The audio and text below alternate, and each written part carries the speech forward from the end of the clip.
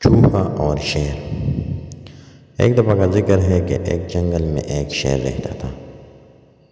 ایک دن وہ شیر سو رہا تھا کہ اچانک ایک چوہا وہاں آ گیا اور شیر کے بالوں میں گھس کر کھیلنے لگا۔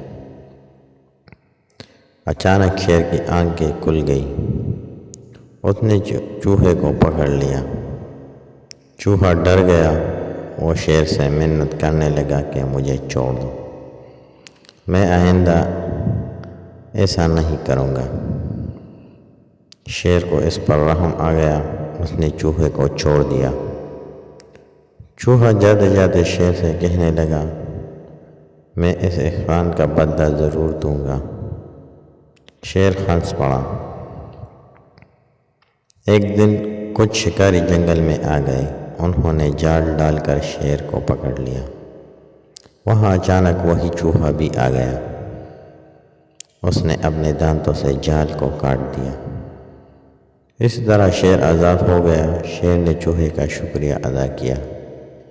چوہے نے کہا کہ کوئی بات نہیں، ایک دن میں آپ نے میری مدد کی تھی اور آج میں نے آپ کی مدد کر دی، اس میں شکریہ کس بات کا۔